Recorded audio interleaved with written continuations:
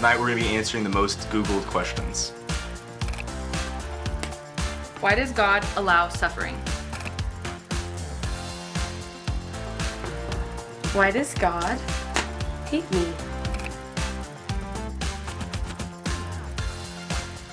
Why does God desire worship? Why does God test us?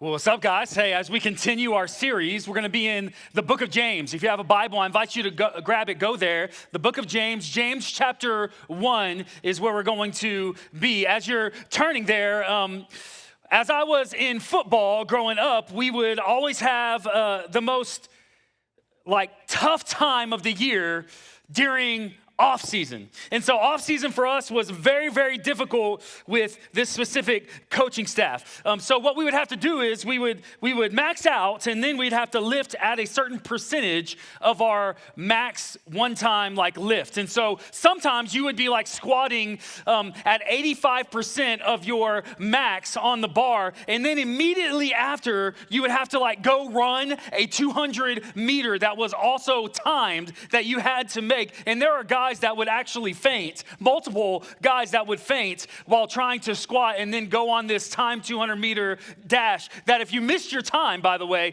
the whole team had to run a 40-yard dash at the end of practice for every single thing that's missed. And so we were like, if anybody misses, just know we're all going to fight you at the end of this. And so we wanted to make sure that we got our times.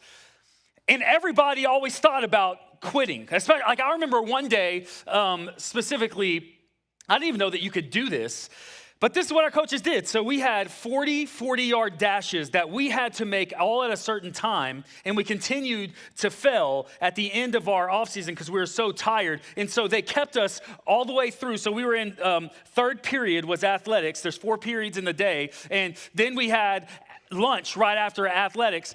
And the coaches kept us all the way through lunch running these 40-yard dashes, and then kept us all the way through the next class as well, more than half of the class. Then we finally walked in. I didn't know that they were allowed to do that. And we all thought about quitting so many times. Specifically, the worst thing that we had to do was something called the mat room, which was a room full of mats, but it was turned to somewhere between 80 to 90 degrees as we were in this room. And we would have to do all kinds of drills, whether it be running lines or bear crawls or all these different flips and things like that. But that isn't what made it so difficult. What made it so difficult was a guy named Momo. And Momo was this massive, massive lineman. Whatever guy you pictured in your mind, whenever I said Momo, it's him, okay? And Momo, I'm not sure that Momo knew what a shower was. What he needed to do was take Momo showers, but another point for another day. And because it was so hot in there, it would smell so bad. Dude, this room would smell like puberty and Doritos by the time that we're all in there. Yeah, gross. And we would have times after this that we were thinking man, I don't know if this is worth it. Until we started seeing results. So my freshman year in high school, I ran a 5.4 40-yard dash, slow. By the end of one off season, I was running a 4.7 40-yard dash. And I started seeing my name pop up on the leaderboard for strength that I just was gaining. And I started to realize, and all of us started to encourage each other through the workouts because we realized that there was purpose in all of it, and it was building a resilience in us as a team.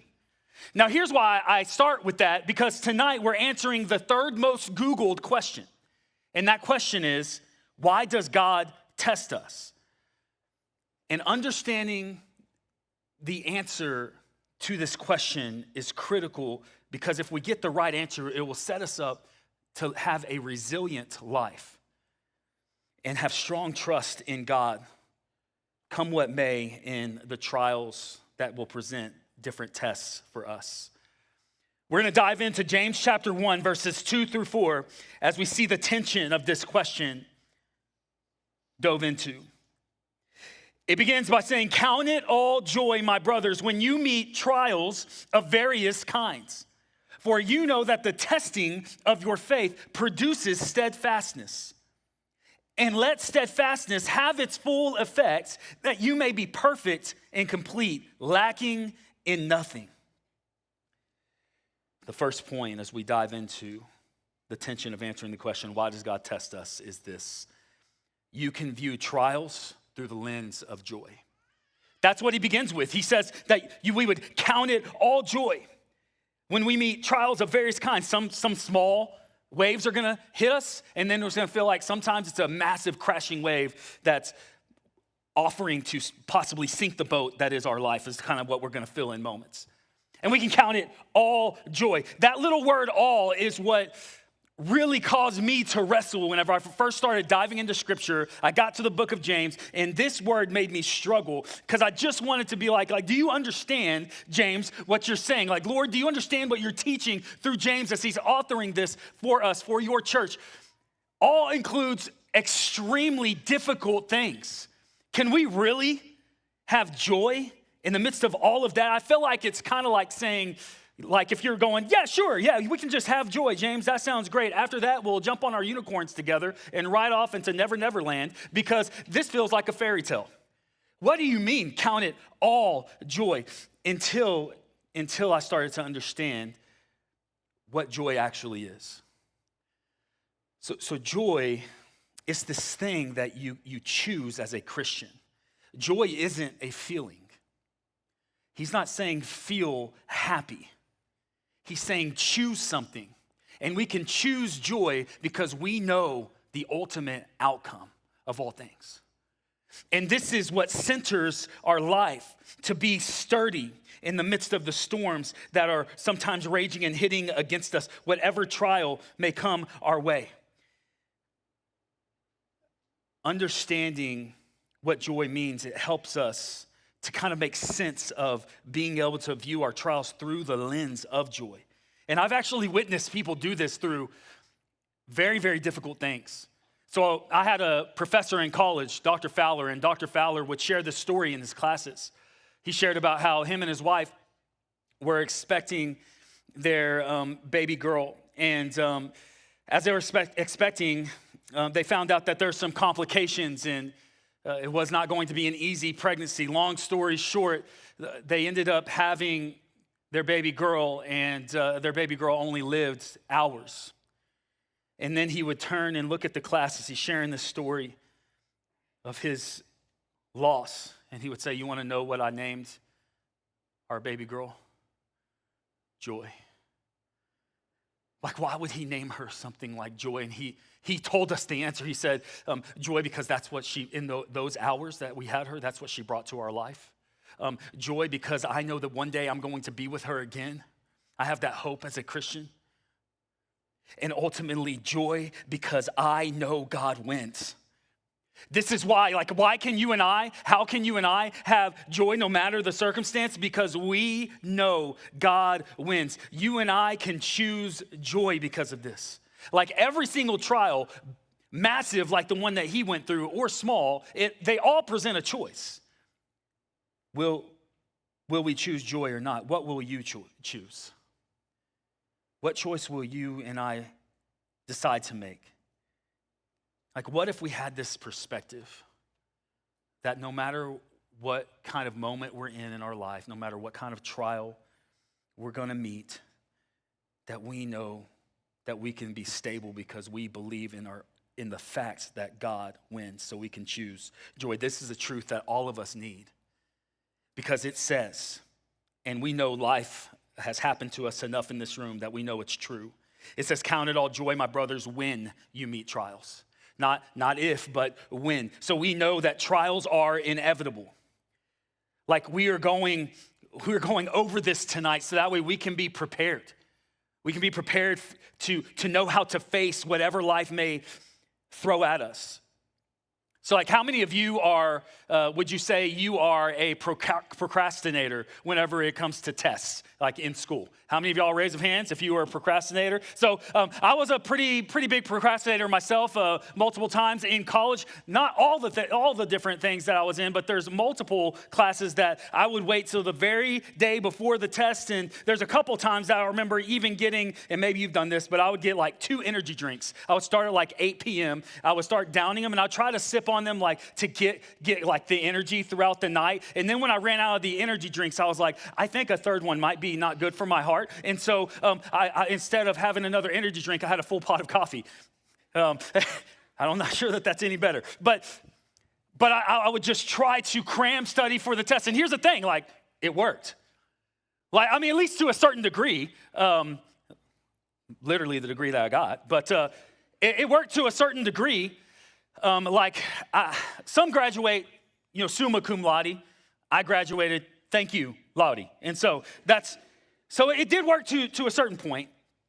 But the reason why I share that and the point that I want to make here is that in your classes, you can cram study for the test. But in life, you can't do that. You're either prepared or you're not. You're either prepared for the trial that you're going through or you're not. You cannot cram study for the trials of life. And I want us to be ready for the tests because trials, that's what they do. They present a test. Look at verse 3. For you know that the testing of your faith produces steadfastness. The trial, it presents a test. And I want to be really, really clear so we have right theology as we think about the trials that we face. Not every trial is from God, but every trial will test your faith in God. Now, where do we see this in James? Well, James chapter 1, verse 2, this word trial is the word pyrosmos. And then if you jump down to James chapter 1, verse 13, it's this same word is used in verb form. Whenever you see the word tempted, it says, let no one say when he's tempted, parazo, I am being tempted, parazo, by God. For God cannot be tempted, parazo, with evil, but he himself tempts, parazo, no one. And so it's actually the same word. In verse 2, it's the noun form of the word. And in verse 13, it's the verb form of the word. It's the same word. And so I'm just trying to make this point. It literally says, with using the same word, that God does not tempt anyone. So it does every single test, because temptation, it is a certain test that is before us. It's a certain struggle that I've talked with people through every single week that we have meetings with people. I'm talking through different temptations that are going towards you guys. Is God giving those temptations? Does God give every test? The answer is no. So not every test comes from God, not every trial is from God, but every trial will test your faith in God. And God uses the trial. And like we talked about in week 1 of why does God allow suffering, he redeems the trial for his own good purposes in several ways. One way is tests. What do? They reveal what's actually inside of us. So there's this popular analogy. So like say I have a cup of coffee. These are one of the cups that we use on Sunday mornings and we fill our coffee with. By the way, I just got to say, one of my biggest pet peeves is whenever somebody walks up to me, I just filled up my coffee for the morning, and you know those guys that walk up to you and I guess they're blind and they can't see that you have hot coffee in your hand, and they're like, "What's up, brother?" And you're like, "What is going on? Why are you doing this? I know you've got to see what you're doing right now. Are you serious?" It's like a pet peeve of mine. But let's say they do that to me and coffee spills out. Why did coffee spill out? Many would say coffee spilled out because the person grabbed my shoulder and started shaking. Actually, a better way to look at it is that coffee spilled out because that's what was in my cup. Now, here's the point with that story that's often told, is that whenever you say something like, "Oh, that person made me angry," or "that person made me respond this way," "that person made me like this," actually they didn't. You responded, and that person might have hit you, and what came out of you was actually bitterness, hate, or gossip, whatever it might be like, or it could be joy, could be love, could be grace. When life hits you, what comes out of you? We saw a powerful example, regardless of where you lean politically. We saw a powerful example of Erica Kirk forgive the man who killed her husband. I just want you to see this short clip. On the cross, our Savior said,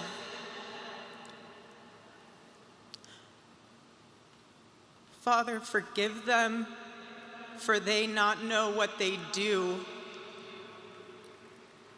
That man, that young man, I forgive him.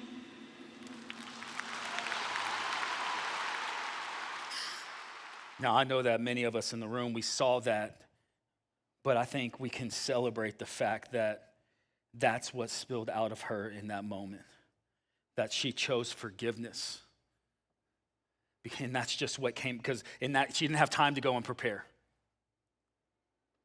It's just what happened in the moment. What hit when trials hit you, when sometimes life kicks you in the soul, what spills out of you? What is it that spills out of your cup? Is it fear or is it faith? Is it bitterness or is it forgiveness? Is it despair or is it joy? Do you find that your faith is genuine, or do you find that your faith is false? See, the test, it reveals something, and it's to reveal where we're actually at in our faith. The next point is this: test, reveal, or disprove authenticity. This word test, knowing that the testing of your faith, it's the Greek word dokimion, which literally means to prove by trial. And it's not to prove to God, like God knows where our faith is. It's actually that we would see where we stand. And the truth of the matter is, when it comes to being proved by trial, all of us, we actually like this. We actually think it's good that the test would prove to something or someone to be genuine. For instance, if somebody's in medical school, imagine, this is a terrifying thought. Do you know what you call the lowest GPA in med school? Doctor. That's kind of terrifying. Could you imagine that the person is you're about to go under for some sort of procedure, and the doctor that's about to cut on you, they make the joke. They actually go, man, some people in my class, they graduated summa cum laude. I graduated, thank you, Lottie. Good night. And you're like, no, don't put me under. You want your doctor to be proved. You want your doctor to pass the test with flying colors. God's why behind the things in life that present tests for us is actually to strengthen and prove our faith and prepare us for the purpose he has for us. The next point is this: tests. What do? They prepare you and I for our purpose. It says this word steadfast, that the testing of your faith, it would produce steadfastness. And this word steadfastness is repeated in verse 3, verse 4, and again in verse 12. And this is the Greek word hypomeno. It is the combination of two Greek words together. Hypo, which means under, and meno, which means to remain. And so, to remain under the tension of, or the weight of. So think of, again, this idea of lifting weights. What do you do to become stronger physically? You put weight on the bar and you remain under that tension. And it starts to cause muscles to grow. And this is sometimes how things work in our faith, that we are under the bar of life, and it's actually being used by God in some ways that we would become stronger for the purpose he has for us. Now, you might hear me say that and go, well, what about the times in my life where I feel like the weight in front of me is immovable? I feel like I'm up against things and I cannot push this up. There's a story not in the Bible, but it is a story of a man who was asked by God to push this boulder. And it was at the bottom of a hill, and God approaches the man and says, hey, I want you to push against this boulder every day. And so the man, he goes, okay, God, I guess I'll come day after day and push this boulder. And so he starts to go day after day and push this boulder, and he cannot budge this boulder no matter how much he tries. He's given it all he has day after day, and it's just not going up the hill. Well, one day Satan approaches this man and says, look how foolish you look trying to push this boulder. It hasn't even budged at all. Clearly, you're a failure. You should just leave and quit. And the man, he takes the advice of Satan, feeling like a failure, he just leaves. And after some time, God approaches the man and says, hey, I haven't seen you at the boulder pushing it lately. Why not? And the man said, God, I've given it everything that I've got, and I just feel like a failure, and I'm frustrated because I can't even budge it at all as I'm trying to push this up the hill and move it. And God goes, move it? I didn't ask you to move it. I said, push it. And then God said this, have you not noticed how strong your legs have gotten that now you can walk miles and miles on end in service to my people? Have you not noticed how much stronger your arms have gotten that now you can go to the wells and you can lift up the buckets of water for the widows that are in the town without tiring? He said, hey, that boulder, it wasn't there so you could push it up the hill. It was there to train you. The boulder is in our life. God will use to train us. And I know that that is an anecdotal story, but I know there's very real boulders in lives across this room. And I don't know what yours is, but one that is a current, more of a battle for me this week than it has been in a long time is this battle I have with anxiety, and I feel like I'm trying to push this thing and it just won't budge. And I don't know what it is, but I went to go get a cup of coffee just on Monday, this last Monday, as I was getting ready for this message, and I felt like physically shaky and like the electricity running through my stomach, and I was going, God, no, not again, not again. And I've had this battle all week, and I've had my staff praying for me. I've had people praying over me, but it's a battle. I wish it wasn't there, but I believe that God is doing something in the midst of this battle that I have. One, it's growing my dependency on Him and His strength, and it's growing my trust. This morning, as I was typing out the message or on the slides that we see behind me, as I was preparing those, I was just praying to God, God, I trust you. God, I choose to trust you with whatever my body is experiencing right now. I don't even know why, but I'm gonna trust you. Guys, when it seems like a pointless boulder, we can know that God is actually making it purposeful. When it seems pointless, God is actually preparing you and I to step further into our purpose. And I know this might sound trite and cliche, but it's very true. God won't let the pain be pointless. We can trust Him. God's why behind the test is that it would build our trust in Him, which is the next point. Tests, they measure our trust. Look at verse 4. Again, it says, let steadfastness have its full effect. In the ESV, it says that you may be perfect and complete. In the NIV, which I like the way it says it better, it says that you would be mature and complete. This word means that you would be a full-grown adult, that in maturity, that you would be grown up. A lot of people don't even know how to define maturity. There's many people that are like, I think maturity is just knowing more stuff, knowing more knowledge about God, knowing more factual things about God. Guys, that's not maturity. If that's maturity, the Pharisees in the Bible were very mature. Jesus had a massive problem with them. Maturity, what is maturity? While again, knowing knowledge about God and knowing more facts about God is a good thing, but that's not maturity. Maturity in your faith is measured by your trust in God, simply put. So whenever I was a new dad, Bridget was a few years old.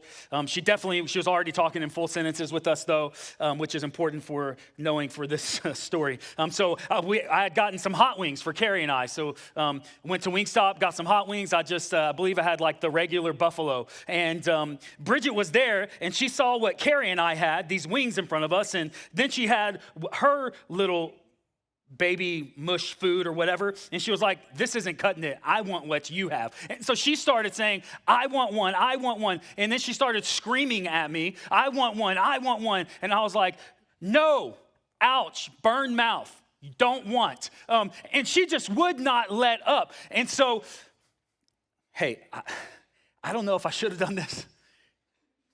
This is just what happened. So I looked at her and she's screaming at me. And I go, okay.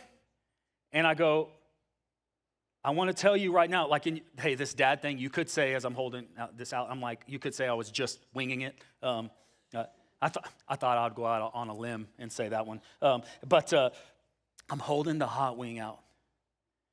And I go, you don't want this. And without breaking eye contact, she looked at me as she took a bite of it. And then she was like, huh? And I'd gotten her some milk. And I was like, I told you. You know, like the next time we got wings, I was like, ouch, it's going to burn. No. She was like, no, I believe you. Again, it was not crazy hot or anything. If you're like, that dude's psychotic. But the point is I was testing her trust in me. And this is what God will do. Sometimes he'll go, fine, you really want it your way? I'm telling you, that's not the best way. And this is why I ran from God. Like, I believed that God was trying to keep me from pleasure. And I didn't realize, kind of like Bridget didn't realize, that God was trying to keep me from pain. And so I ran from the Lord because I did not trust him in the moment. God uses the test to measure our trust. How much do you trust God? Like, do you need to put your trust in God in a place in your life? Guys, there's the reason why so many people have so much chaos on the inside of them is because we have this issue called control. We want to be the ones who decide, not God. And God is going, I promise that my way is good and it's good for you. You can trust him. You can trust him as he shapes and molds you to be the person that he's called you to be. Namely, that you would become more like Jesus, which is the next point. Tests, what do? They make us more like Jesus. It says that we would be mature, and then it says complete. To be complete, what does that mean? It means to be like Christ. Romans chapter 8, verse 28 and 29. 28 is very, very popular. 29, many miss. But here's what it says. And we know that for those who love God, all things work together for good, for those who are called according to his purpose. For those whom he foreknew, he also predestined to be conformed to the image of his son, in order that he might be the firstborn among many brothers. God is going to conform us, to shape us, to be like Jesus. How does he do it? He refines us one step at a time. Malachi chapter 3, verse 3 describes God as a refiner. It says this, he will sit as a refiner and purifier of silver. He will purify the Levites and refine them like gold and silver. Then the Lord will have men who will bring offerings in righteousness. A silversmith was once being observed by a young man, and the young man was watching him as he would take the silver and he would heat it up in the fire. And as he was heating it up, there bubbling to the surface were all these impurities. And so when the impurities would bubble up, he would pull it out of the fire and let it cool to a certain temperature. And then he would wipe the impurities away. And then he would repeat the process over and over again. It would cool down a little bit, then he would place it back in the fire until more impurities were to be wiped off, and then they would cool down, and then he would put it back in the fire till impurities were to be burned away. And then the young man goes, hey, like I see you doing this process on repeat. When do you know that the silver is refined enough? And he goes, oh, that's easy. When I can see my reflection in the silver is when it's refined enough. God wants to see himself when he looks at us. He wants us to be more like him. This is what happens as he refines us through the battles that we go to and go through. Is there anything in your life that right now it doesn't look like Christ? Is there a place in your life that doesn't belong to God? Every person in this room wants to be whole. To be whole is to let God refine you. To be whole is to be holy God's. All of us want this, and to have it happen, to be whole, is to be holy God's. God uses the tests that life brings our way to draw us closer to him, that we might become more like him as we trust him. Would you let God draw you close here and now?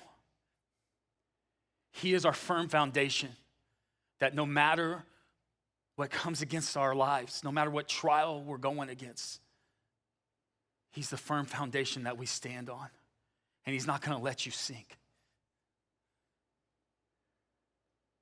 Charles Spurgeon has this famous quote, I have learned to kiss the waves that throw me up against the rock of ages.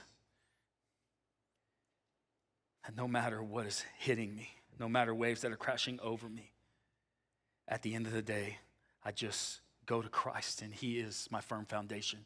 To quote one of the students that shared this semester, sharing the testimony, the student said this, when I hit rock bottom, I found that Christ was the rock at the bottom. And Christ is our firm foundation. He's the one that never crumbles, that holds us up. And maybe you're going, okay, that's all great, well and fine. And I see different ways that God tests us or uses the trials in a way that could bring good in the test. But what if I failed? Like, what if I'm the one that keeps on failing the test? I feel like I went to things instead of God. I feel like instead of being drawn near to God, I was frustrated at God and because of the trial, and I ran from him. Instead of having forgiveness, I had bitterness, or I have bitterness. I have despair. What if I fail the test? And this is so important. Jesus is our perfection, guys. To put it this way, Jesus passed the test for us. Like he knew every time that we would struggle, stumble, and fall. And he passed the test for us. In these conversations I've been having with students, this semester specifically, over and over and over again, we're having the same conversation, and someone will say, I've been thinking about getting baptized, and I'm just not ready because I feel like I need to get more things out of my life before I'm ready to get baptized. And we misunderstand what baptism is, thinking that it's a proclamation of our status of holiness. And it's actually not that at all. Baptism is not a proclamation of your perfection. It's a proclamation of his perfection in your place, that he meets us as we are. That's what we're proclaiming to the world, not that we have it all together, but that we know the one who does. Guys, like, you're gonna stumble and fall spiritually. You're going to have spiritual scabs that are going to happen in your life. Grab the hand of God reaching out to you and stumble forward holding his hand. It's such good news. If you are a Christian in this room, when a Christian falls, they fall into the arms of Jesus. Like, God catches us every time. When you fall into the arms of Christ. The same arms that were nailed to the cross because he loves you, because he loves me, because it was his joy to save us, to make us his own. In Hebrews chapter 12, verse 2, it says this. It says, looking to Jesus, the founder and the perfecter of our faith, who for the joy that was set before him endured the cross, despising the shame, and is seated at the right hand of the throne of God. What's his joy? You are. You are his joy. He passed the test for you because he loves you. And he believes that you are worth saving and worth walking alongside through all of the ups and downs of life. Would you reach up and grab hold of the nail-scarred hand that's reaching down to you? Let's pray.